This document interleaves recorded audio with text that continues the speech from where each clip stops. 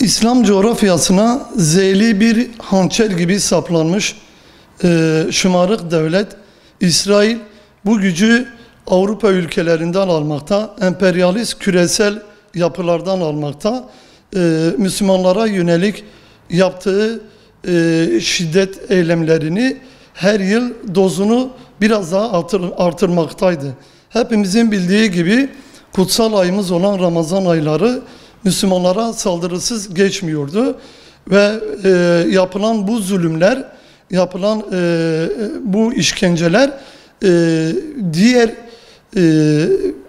haberleşme ağını elinde bulunduran küresel emperyalizm tarafından perdeleniyordu. Müslümanların yaşam alanlarını daraltıp adeta açık cezaevi haline getirmeleri ve bu yetmemiş gibi önceki durumdan bir daha ileri seviyeye giderek Müslümanlara yaptığı şiddet eylemlerinin bir neticesi olarak Aksa Tufanı'nı görüyoruz.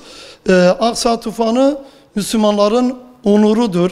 İlk kıblemiz Mescid-i Aksa'yı korumaya yönelik Filistinli kardeşlerimizin direnişi olan Aksa Tufanı'nı buradan selamlıyoruz. İsrail'in Aksa Tufanı'na karşılık havadan bombardımanla soykırıma varan katliamlar işlemesine yönelik bu rahat tavırlarına karşılık İslam ülkelerinin liderlerine çağrımız şudur: kınamanın ötesinde İsrail'e bir yaptırımın uygulanması ve İsrail'e yönelik yapılacak her türlü fiili adımlarda sert bir tepkinin gösterilmesini istiyoruz. Çünkü orada insanlık yok ediliyor. Kutsal mescidimiz, Kudüs'ümüz saldırı altında ve sınır tanımaz bir soykırım uygulanıyor. Emekli İsrail generallerinin bunu çekinmeden pervasızca sosyal medyada Filistinlilere yönelik yaptıkları saldırıları, vahşeti dile getirmeleri de bu rahatlığın bir göstergesidir. İslam ümmeti kendine gelmesi, silkelenmesi ve Kudüs davasına gerçekten sahip çıkması noktasında İsrail'e karşı sert yaptırımların uygulanmasını acilen bekliyoruz. Önce Aksa Tufanı'nı kutluyorum. Aksa Tufanı'nın bundan sonra İsrail'in yok olmasına, yerle bir olmasına vesile olmasını Cenab-ı Hak'tan temenni ediyorum, dua ediyorum. Elimden gelen her şeyi de yapmaya çalışıyorum, çalışacağım inşallah. Şuurlu Öğretmenler Derneği olarak İsrail'in bir terör devleti olduğunu her zeminde vurguluyoruz. Hatta devlet olarak kabul etmiyoruz. Bir terör örgütüdür. İnsanları acımasızca, özellikle Müslümanları, Filistinli halkı acımasızca öldüren, şehit eden bir terör örgütü. Kadın demeden, çocuk demeden herkesi hunharca katletmiştir. 76 yıldan bu yana bu faciayı, bu zulmü sürdürmesine rağmen pek çok ülke, pek çok STK, pek çok basın mensubu maalesef sağır olmuştur, dilsiz olmuştur, duymamıştır, görmemiştir, İsrail'i eleştirmemiştir, eleştirememiştir. Ta ki mücahitler İsrail'e, zalim İsrail'e bir darbe indirmiş olduğu 3 günden bu yana büyük bir zarar vermiş, askerlerini özellikle hedef almış oldukları o andan bugüne bakıyorum basının ağzı çözülmüştür. Çocukların, masum insanların ölmesine vesile olmuştur gibi laflar etmeye başladılar. Bu beni son derece üzmektedir. En az İsrail kadar, İsrail'in zulmü kadar bunların bu açıklamaları bizi hırpalamaktadır. Yeryüzünde yaklaşık 8 milyar insan vardır ve 2 milyarı Müslümandır. Yeryüzünde 2 milyar Müslüman vardır. Yahudiler ise yeryüzünde az sayıda bulunmasına rağmen 30-40 milyon en fazla belki bilemiyorum tam sayıyı.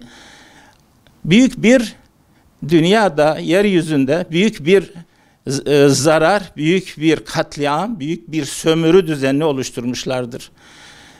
Ben onların bu zulmünün yavaş yavaş son bulacağına, onların yok olacağına, bu zulmün daim olmadığını biliyoruz ve bu zulmün son bulacağını temenni ediyorum ve görüyorum Allah'ın izniyle. Şeyh Ahmed Yasin de dediği gibi, mekanı cennet olsun, bu İsrail yerle bir olacaktır.